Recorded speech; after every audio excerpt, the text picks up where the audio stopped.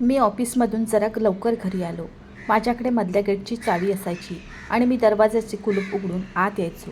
कारण माझी पत्नी अनिता कामात व्यस्त होती आणि घरात आम्हा दोघांशिवाय कोणीही नव्हते. पण मी उघडताच दरवाजा उघडला. आत दारात अनिता दिसली. हसण्याचा आवाज येऊ लागला. आधी मला प्रश्न पडला की ती एवढ्या जोरात का हसते. घरात मी आणि तिच्याशिवाय दुसरं कोणीच नव्हतं आणि तिला शेजारी फारसं बोलायला आवडत नसे. आमच्या घरी कोणीही शेजारी येत नसे आणि मी तिला नको असे सांगितले. मी तिला तिच्या आईवडिलांच्या घरीही फोनवर फारसे बोलताना पाहिले नाही. ती खूप शांत मुलगी होती. आमच्या लग्नाला फक्त 1 महिना झाला होता आणि त्या 1 महिन्यात मी तिला माझ्याशी फार कमी बोलताना पाहिले होते. बरं, मी घरात शिरलो तेव्हा स्वयंपाकघर पूर्णपणे रिकामे होते. खोलीतून अनिताच्या हसण्याचा आवाज येत होता. मी पण खोलीच्या दिशेने चालायला लागलो. पण मी अनितासोबत रूमच्या दारात पोहोचताच मला पुरुषार्थी हाक मारणारा आवाज ऐकू आला. मी माझ्या खोलीच्या दाराची कडी फिरवणारच होतो. त्या मुलाचा हसण्याचा आवाज आला आणि माझा हात तिथेच थांबला. माझ्या बायकोच्या खोलीत हा कोण होता? माझं मन थिरकत होतं. मी रागाने लॅच फिरवण्याचा प्रयत्न केला तेव्हा मला आश्चर्याचा मोठा धक्का बसला. कारण दार बंद होते. आता मी अस्वस्थ होऊ लागलो होतो. माझी बायको कोणासोबत खोलीत बसून जोरजोरात ओरडत होती. अचानक आत पूर्ण शांतता पसरली. काही वेळाने अनिताचा आवाज आला. कोण आहे ते? मी म्हणालो, कोण असेल, दार उघड. मी आहे इथे. माझा आवाज ऐकून रूमचा दरवाजा लगेच उघडला. पण तो थोडा उघडला होता आणि त्यावर अनिता उभी होती. तिने विचारले, तू इतका लवकर कसा आलास? अजून ऑफिसमधून परतायची वेळ झाली नाही. ती खूप घाबरलेली दिसत होती. मी म्हणालो, हो, आज ऑफिसमध्ये काम कमी होते म्हणून बॉसने मला सुट्टी दिली. असे बोलून मला दिसले की ती ना दरवाजा पूर्ण उघडत होती ना मला आत यायला जागा देत होती. माझ्या हातात लॅपटॉपची बॅग होती. मी थकलो होतो पण हा विचार करूनही मी मरत होतो. खोलीत कोण आहे? मी म्हणालो, अनिता मागे जा, मला रूमवर यावे लागेल. तिने मोठ्या कष्टाने दरवाजा उघडला. समोर बेडवर एक मुलगा बसलेला पाहून माझा सगळा राग निघून गेला. कारण तो माझा मेवणा होता, माझ्या बायकोचा भाऊ. आणि मलाही माहीत नाही काय विचार करत होतो मी. आता मला माझ्या विचाराचा पश्चाताप झाला. मला पाहून तोही घाबरला. कारण कदाचित मी त्या पुरुषांपैकी नसेन जे आपल्या बायकोच्या आईवडिलांना सासरच्या घरी पाहून भुरळ पाडतात. मी म्हणालो, अरे आकाश, तू आलास का? माझी बोलण्याची शैली आता पूर्णपणे सामान्य आणि शांत झाली होती. काही वेळापूर्वी माझ्यावर असलेला राग भेसासारखा स्थिरावला होता. तो लगेच उभा राहिला आणि माझ्या दिशेने वळला. हस्तांदोलन करण्यासाठी मी त्याच्याशी हस्तांदोलन केले आणि विचारले, कधी आलास? माझ्या प्रश्नाचे उत्तर देण्याऐवजी तो अनिताकडे बघत होता. अनिता म्हणू लागली, तो आत्ताच आला आहे. तुझ्या येण्याआधी थोडा वेळ आला आहे. मग मी म्हणालो, ठीक आहे, एवढी घाबरायची काय गरज आहे? मग मी खूप प्रेमाने आकाशच्या खांद्यावर हात ठेवला. मी म्हणालो, हे तुझ्या बहिणीचं घर आहे, तू का काळजी करतोस? मग मी अनिताला विचारले की तू तुझ्या भावाला जेवण दिले आहेस की नाही? की तुम्ही फक्त शब्दांनी त्याचे मनोरंजन करत आहात? माझे सामान्य वागणे पाहून अनिताही काहीशी रिलॅक्स झाली होती. आकाशचा रोखलेला श्वासही बाहेर आला. मी त्या दोघांसोबत जेवलो. जेवण होताच आकाश घरातून निघून गेला. मी अनिताला म्हणालो की तुझा भाऊ घरी आला होता तर रूममध्ये का लपला होता? घरात तुझ्याशिवाय कोणीच नव्हतं, मग खोलीला कुलूप लावायची काय गरज होती? हे मी सहज म्हणालो. पण अनिता काळजीत पडली. जणू काही तिला कळलंच नाही मी तिला काय विचारलं. ती दचकायला लागली आणि म्हणाली, बस, तो फक्त आकाश होता. मी म्हणालो, अनिता, आकाशऐवजी दुसरा कोणी नातेवाईक असता तर कदाचित मला शंका आली असती. कारण माझ्या बायकोचे दुःख, अस्वस्थता आणि तिच्या कपाळावर चमकणारा घाम आणि ती वारंवार माझी नजर टाळत होती. मला संशय येत होता पण मला शंका नव्हती. कारण आकाश माझ्या पत्नीचा भाऊ होता हे मला माहीत होतं. बहीण भावाचं नातं किती पवित्र आणि शुद्ध असतं. पण दुसऱ्या दिवशी मी ऑफिसमधून परत आलो तेव्हा माझा मेहुणा आकाश अजूनही माझ्या घरातच होता आणि खोली आतून बंद होती. हे आत्ता रोजचेच झाले होते. आकाश रोज माझ्या घरी येणं मला आवडत नाही. एके दिवशी मी माझी पत्नी अनिताला विचारले की आकाश रोज आमच्या घरी का येतो? माझ्या सूचनेमुळे ती काहीशी अडचणीत आली. तिने सांगितले की लग्नापूर्वी आम्ही दोघेही एकत्र वेळ घालवत होतो. त्याला माझी सवय झाली आहे आणि मी त्याची सवय इतक्या लवकर बदलू शकत नाही. पण हळूहळू तो माझ्या मागे पडून मला वाटले की ते ठीक आहे. कारण ते फक्त 2 बहीण आणि भाऊ होते आणि दुसरे कोणी भावंड नव्हते. अशा प्रकारे ते एकमेकांशी जोडले जाणे ही स्वाभाविक गोष्ट होती. मी म्हणालो, आतापर्यंत काही हरकत नाही, मलाही समजते. पण माझी पत्नी आणि तिचा भाऊ बंद खोलीत असणे मला विचित्र वाटले. आणि दार कुलूप बंद होते आणि कधीही कडी लावली नव्हती हे विचित्र होते. ते पाहिल्यावर मन अस्वस्थ झाले. आजही ऑफिसमधून लवकर परत आलो. ऑफिसमध्ये काम करावंसं का वाटत नाही तेच कळत नाही. मी आणि माझी पत्नी घरी एकटेच होतो. आई हयात नव्हती आणि वडील माझ्या लहानपणीच वारले होते. मला कोणी बहीण किंवा भाऊ नव्हते. माझे मित्र वगैरे होते, पण माझ्या पत्नीला तिकडे जाणे आवडत नव्हते. लग्नाच्या सुरुवातीच्या दिवसात माझ्या कार्यालयातील सहकाऱ्यांनी मला त्यांच्या घरी पार्टीसाठी बोलावले. मी पण अनिताला तयार होण्यास सांगितले, पण तिने साफ नकार दिला. ती म्हणाली की मला खूप लोकांना भेटायला आवडत नाही. मात्र स्त्रिया मैत्री वाढवण्यास संयम दाखवत नाही. ती वस्तीत कोणाच्याही घरी जात नसे आणि तिच्या शेजाऱ्यांनाही तिच्या घरी जास्त येऊ देत नसे. ती वेगळी स्वभावाची विचित्र मुलगी होती. जरी मी खूप आनंदी आणि मैत्रीपूर्ण व्यक्ती होतो, माझे मित्रमंडळ खूप मोठे होते, कारण मला आई वडील नव्हते, बहीण किंवा भाऊ नव्हते. म्हणूनच माझे मित्र माझ्यासाठी सर्वस्व होते. माझ्या बायकोला खूप विचित्र सवय होती. मी जेव्हा जेव्हा तिच्याजवळ जायचो तेव्हा ती मला बेशुद्ध पडल्यासारखी वाटायची, जणू गाढ झोपेत आहे. कदाचित ती माझी चूक होती. बायका आईवडिलांच्या घरी येणे जाणे मला फारसे आवडत नसे आणि त्याने लग्नाच्या 3ऱ्या दिवशी माहेरी जाण्यास सांगितले. त्यावेळी मी आक्षेप घेतला नाही. तिच्या माहेरच्या घरी नेले, पण जेव्हा ती दर 2-3 दिवसांनी त्याच गोष्टीची पुनरावृत्ती करू लागली, तिने हट्ट करायला सुरुवात केली, तेव्हा मी तिला माझ्या सर्व शक्तीनिशी नकार दिला. मी म्हणालो, बघ, मला हे सगळं आवडत नाही. तू तुझ्या आयुष्यातील 20-22 वर्षे तुझ्या माहेरच्या घरी घालवलीस. तू आता माझ्या घरावर लक्ष केंद्रित केलेले बरे. हो, तुला कोणाला भेटायला मला हरकत नाही. तू सगळ्यांना भेट, पण मुलीचे मत सतत तिच्या आईवडिलांच्या घरात अडकलेले असते हे मला आवडत नाही. अशा मुली स्थिरावत नाही. माझे बोलणे ऐकून ती पूर्णपणे गप्प झाली. काहीच बोलली नाही. माझ्या लग्नाला 1 महिन्याहून अधिक काळ लोटला होता, पण माझ्या सासूबाई माझ्या घरी आल्या नाहीत. फक्त हाच माणूस होता जो रोज यायचा आणि बहुतेक मी ऑफिसमध्ये असताना. योगायोगाने मी ऑफिसमधून लवकर घरी आलो की तो मला घरी भेटायचा. फक्त तेच दिसत होते की मी ऑफिसमधून घरी परतलो की तो माझ्या खोलीतून बाहेर पडत असे. आजही तेच घडले. कदाचित मी लवकर घरी येईन हे त्याच्या लक्षात आले असावे. त्यामुळे तो घरातून बाहेर पडत असताना मी घरात प्रवेश केला आणि चावीने मुख्य गेट उघडण्याचा प्रयत्न केला, तर दरवाजा आधीच उघडला आणि समोर माझा मेव्हणा उभा होता. मला समोर पाहून तो घाबरला. पहिली गोष्ट म्हणजे या 2 बहीण भावांमधील नर्वस व्हायची सवय मला समजली नाही. मी कडक स्वभावाचं नव्हतो, शिव्या घालायची सवय नव्हती. त्यामुळे मी अनिताला खूप प्रेमाने समजावून सांगितले की ती पुन्हा पुन्हा तिच्या आईवडिलांच्या घरी जाणे मला आवडत नाही. पण मला बघून दोघेही का अस्वस्थ व्हायचे ते मला कळत नव्हते. इच्छा नसतानाही माझ्या मनाचा गोंधळ होऊ लागला. त्याने माझ्याकडे बघितले आणि म्हणाला, तुम्ही आत्ता आलात? मी तुमची वाट पाहत निघू लागलो. मी म्हणालो, का निघायला लागलास? अजून थोडा वेळ राहिला असतास. तो म्हणाला, मला आत्ताच काही महत्त्वाचे काम आठवले आणि पुन्हा कधीतरी येईन. त्याने माझ्याशी हस्तांदोलन केले आणि हात मागे हलवायला सुरुवात केली, पण मी त्याचा हात घट्ट धरला आणि त्याला माझ्याजवळ ओढले आणि म्हणालो, मी हे बोलायला नको होते. तू स्वतःला समजून घेतले पाहिजे. पण आता जर तुला समजत नसेल तर मला तुला समजावून सांगायला भाग पाडले जाते की बहिणीचे लग्न झाल्यावर त्यांना स्वतःच्या घरात स्थायिक होण्याची परवानगी आहे. त्यांच्या घरी पुन्हा पुन्हा भेट देणे चांगले नाही. असं होत नाही. खरं तर माझी आई म्हणायची की बहिणीच्या लग्नानंतर बहिणीच्या सासरच्या घरचं पाणीही पिऊ नये. बरं, या जुन्या गोष्टी आहेत आणि माझाही यावर विश्वास नाही. पण तरीही जर वडीलधाऱ्यांनी या प्रथा निर्माण केल्या असतील तर त्यांनी काही विचार करून त्या निर्माण केल्या असतील. अर्थात तू तुझ्या बहिणीला भेटायला येतोस, पण मला तू तिला रोज भेटायला आलेला आवडत नाही. मी त्याला प्रेमाने समजावले की त्याच्या रोजच्या भेटी मला अजिबात आवडत नाही. माझे म्हणणे ऐकून तो काहीच बोलला नाही. शांतपणे निघून गेला. पण मला खूप विचित्र वाटले. डोळ्यांनी पाहत होतो. कदाचित त्याला माझ्या समजवण्याचं वाईट वाटलं असेल. त्याला वाटलं असलं तरी तो काय करतोय हे त्याला समजायला हवं होतं. बरं, मी घरात शिरलो आणि ती अजूनही तिच्या खोलीतच असावी. मीही सरळ खोलीत गेलो, पण खोलीत प्रवेश करताच माझे हृदय धस्य झाले. अनिता वॉशरूममध्ये आंघोळ करत होती. समोरील बेडशीट खराब विखुरलेली होती. हे पाहून माझे हृदय मुठीत अडकले होते आणि अचानक माझी नजर टेबलावर ठेवलेल्या घड्याळावर पडली. ते घड्याळ आणि त्या घड्याळाजवळ अनिताच्या बांगड्याही उतरल्या होत्या. जर हे घड्याळ तिचा भाऊ आकाशचे होते तर बेडवर असे काय झाले की संपूर्ण बेड एवढी वाईट स्थितीत आहे?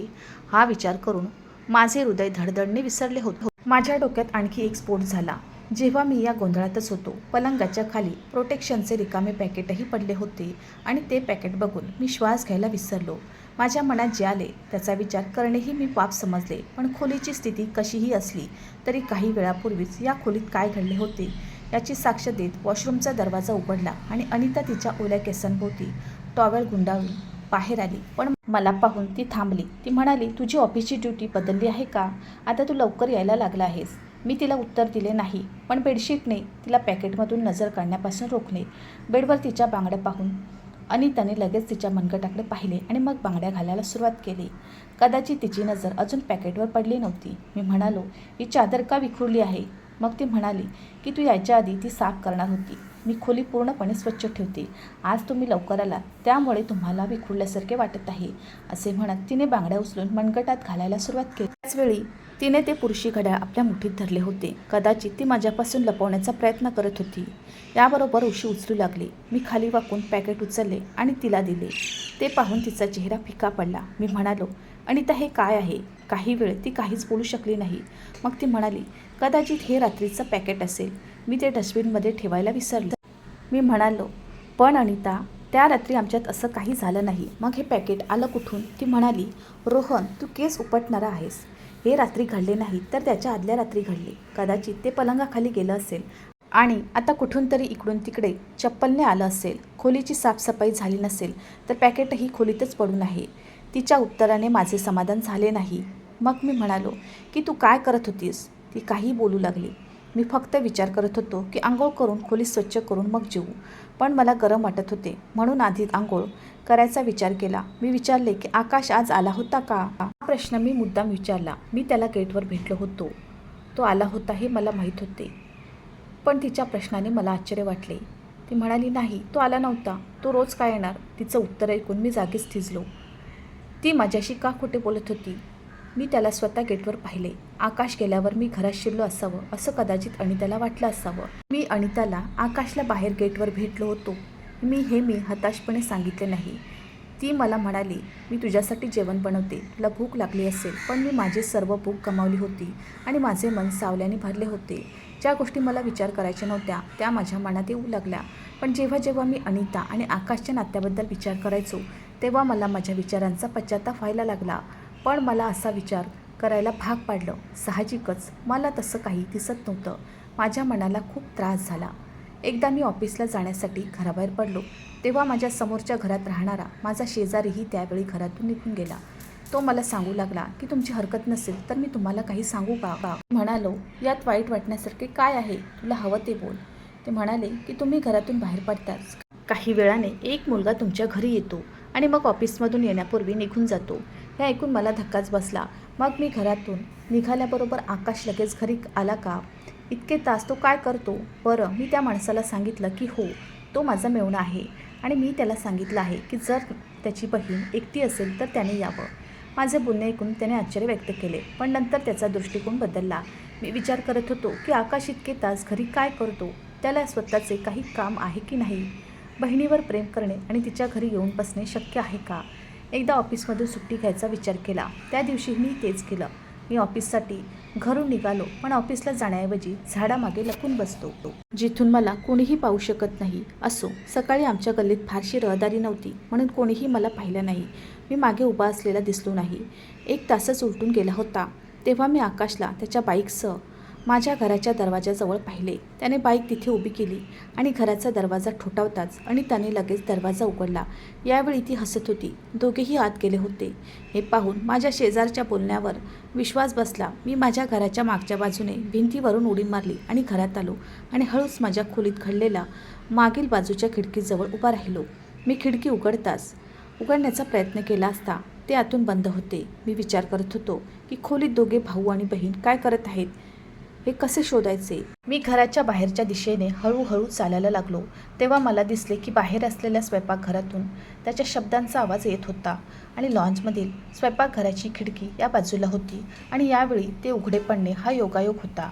अनिता चहा बनवत होती आणि आकाश तिच्या शेजारी उभा राहून बोलत होता आणि त्यांच्यात ऐकलेल्या संवादानं माझं मन उडालं होतं. बहीण भावाच्या नात्याचे हे रूप त्या दोघांचे बोलणे ऐकून माझ्या नसा खेचू लागल्याचे मी प्रथमच पाहिले.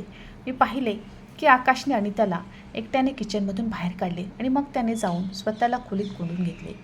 त्यांच्या हसण्याचा आवाज बाहेर पोचू लागला. जे प्रकार घडत होते त्यामुळे माझ्या रक्तवाहिनीत रक्ताची गर्दी निर्माण झाली होती. मी परत त्याच भिंतीकडे गेलो आणि तिथून बाहेर पडल्यावर जवळच्याच एका उद्यानात येऊन बसलो. माझे चक्कर आलेले डोके मी दोन्ही हातात घेतले. आकाश अनिताला सांगत होता की आपण किती दिवस गुपचूप भेटत राहणार? यावर तोडगा का काढत नाहीस? जेव्हा जेव्हा मी तुझ्याजवळ येतो तेव्हा मला भीती वाटते की तुझा नवरा येऊन आपल्याला भेटेल. तुझ्यावर मनापासून प्रेमही करू शकत नाही. हा कोणता भाऊ होता आणि तो कशाबद्दल बोलत होता? त्याचे म्हणणे ऐकून अनिता म्हणू लागली की हे माझ्या ताब्यात नाही, मी काय करू?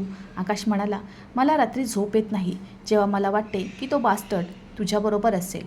मी हे सर्व कसं सहन करू शकतो? ती म्हणू लागली की मी रात्री झोपेचे औषध घेते, त्यामुळे काही झाले तरी मला भान राहत नाही, त्यामुळे मी त्याला काही करू देत नाही. जेव्हा तो माझ्याजवळ येतो तेव्हा मला त्याचा तिरस्कार वाटतो. मी त्याला माझ्याजवळ येऊ देऊ इच्छित नाही, म्हणून तो खोलीत येण्यापूर्वीच मी झोपेची गोळी घेते आणि तो माझ्याजवळ येईपर्यंत मी काहीशी झोपलेली असते. हा वेळ मी कसा पास करते हे फक्त मलाच माहीत आहे. अनिता कपात चहा ओतण्याआधीच आकाशने तिचा हात पकडून किचनमध्ये नेलं. तिला खोलीबाहेर माझ्या खोलीत नेले. खोलीला कुलूप असल्याच्या आवाजावरून आत काय हास्यास्पद काम चालले आहे ते समजत होते, पण हे घृणास्पद काम दोन खरे बहीण भाऊ कसे करू शकतील? माझा मेंदू काम करत नव्हता. मी उद्यानातून उठलो आणि थेट माझ्या सासरच्या घरी गेलो, जिथे माझ्या सासूबाईंशिवाय कोणीच नव्हते. मी माझ्या सासूला म्हणालो, तुम्ही तुमच्या दोन्ही मुलांना कसे वाढवले आहे की आकाश माझ्या ऑफिसला गेल्यावर रोज माझ्या घरी येतो आणि मग स्वतःच्या बहिणीसोबत पाप करतो आणि तुमची मुलगीसुद्धा या पापात भागीदार आहे. ती फक्त माझ्याशी जबरदस्तीने संबंध ठेवत आहे. माझे बोलणे ऐकून सासूबाईंना अश्रू अनावर झाले. ती म्हणाली, आकाश तुझ्या घरी काय येतो? मी म्हणालो, तुला हे चांगलं माहीत असेल. माझे बोलणे ऐकून ती डोके धरून बसली आणि ढसाढसा रडू लागली. ती म्हणाली, सत्य आहे की अनिता माझी खरी मुलगी नाही, पण मी तिला वाढवले आहे. आकाशनंतर पुन्हा मी आई होऊ शकली नाही, पण मला मुलगी व्हावी अशी खूप इच्छा होती, म्हणून मी अनिताला दत्तक घेतलं. पण मी तिला नेहमीच माझी मुलगी मानलं आणि कधीच फरक पडू दिला नाही. पण हे देखील यापुढे लपलेलं नाही. एके दिवशी आकाश आणि अनिताला कळले की ते खरे भाऊ बहीण नाहीत. त्यांच्या एकमेकांबद्दलच्या भावना कधी कशा बदलू लागल्या ते मला कळलंच नाही. पण हे दोघेही खरे भाऊ बहीण असल्याचे सर्वांना ठाऊक होते. मी तुझे अनिताचे नाते पाहून हो म्हणाले तेव्हा आकाश म्हणू लागला की मी हे नाते संपवले पाहिजे, कारण त्याला अनिताशी लग्न करायचे आहे. हे ऐकून मलाही वाईट वाटलं. मी म्हणालो, ती बहीण आहे, ती माझी खरी बहीण नाही हे मला माहीत आहे. तू तिला दत्तक घेतले आहेस. लग्न होऊ शकतं, पण असं झालं तर माझी बदनामी होईल हे मला माहीत होतं. त्यामुळे मी आकाशला कोणत्या तरी बहाण्याने दुसऱ्या शहरात पाठवले आणि अनिताचा मोबाईलही लपवून ठेवला आणि तुझ्याशी लग्न करण्याची घाई सुरू केली. मला माझी समाजात बदनामी व्हायची नव्हती. हे दोघे भाऊ बहीण आहेत हे सर्वांना माहीत असताना आकाश हे पाऊल उचलू शकतो हे मला माहीत नव्हते. अनिताबरोबर तुझ्या निरोपाच्या दिवशी आकाश दुसऱ्या शहरातून परतला होता आणि मी तुला त्याचा मेहुणा म्हणून ओळख करून दिली होती. मला वाटले ते आता एकच आहे, दुसऱ्याला विसरेल आणि अनिताही तिच्या आयुष्यात व्यस्त होईल. मलाही आकाशचं लवकरच लग्न करायचं होतं, जेणेकरून माझा भ्रम लोकांमध्ये कायम राहील. अर्थात माझे फारसे जवळचे नातेवाईक नाहीत, पण मी त्यांना नेहमीच माझी मुले मानतो. मी अनिताला दत्तक घेतल्याचे मी कोणालाही सांगितले नाही, पण हे दोघेही एवढ्या वाईट गोष्टी करतील हे मला माहीत नव्हते. मी हात जोडून रडू लागली. ती म्हणाली, मी तुला विनवणी करते, हे दोघे पाप करतील याची मला थोडीशी कल्पना आली नाही. मला क्षमा कर, त्यामुळे मी तुझ्यावर हा गुन्हा कधीच केला नसता. मी तिथून शांतपणे परतलो. या नात्याचे वास्तव खूप वाईट होते. घरी येताच मी दार जोरात वाजवले, कारण यावेळी आकाश घरात उपस्थित असणार हे मला माहीत होते आणि त्याने दार उघडले. तिचा रंग निवळला होता. मी घरात आलो आणि म्हणालो, ज्याला तू भाऊ म्हणत आहेस आणि त्याच्यासोबत पाप करत आहेस, मला सर्व काही माहीत आहे. हे ऐकून आकाश खोलीतून बाहेर आला. मी त्याला म्हणालो की जर तुला अनितासोबत आणखी काही संबंध ठेवायचे होते आणि तुला तिच्यावर हक्क सांगायचा होता तर तू हे खरंच सांगायला हवे होते. तिचा भाऊ म्हणून तू माझ्या घरी येऊन पापे करायचास. माझ्या दृष्टीने भावा बहिणीचे पवित्र नाते तू नष्ट केले आहेस. असे म्हणत मी तात्काळ अनिता आणि आकाशला घराबाहेर आखून दिले. मी म्हणालो, अशा बाईला माझ्या घरात मी ठेवू इच्छित नाही, कारण माझ्या नजरेत पतीशी विश्वासघातकी आणि दुसऱ्या पुरुषाबरोबर प्रेमाच्या रात्री घालवणाऱ्या स्त्रीबद्दल आदर आणि दर्जा नाही, तेही प्रेमाच्या नावाखाली, ज्याच्यासाठी नवऱ्याचा सहवास तिला त्रास देतो. या मुलीने माझ्याशी लग्न करण्यास नकार दिला असता. माझे म्हणणे ऐकून दोघेही तेथून निघून गेले. काही दिवसांनी मी अनिताला घटस्फोटाचे पेपर पाठवले. तेव्हापासून 8 वर्षे उलटून गेली आहेत, पण मी दुसरं लग्न केलं नाही, कारण स्त्रीची बेवफाई सहन करणं खूप अवघड आहे. मित्रांनो, मला आशा आहे की तुम्हाला आमची कथा आवडली असेल. कथा आवडली असेल तर व्हिडिओला लाईक करा.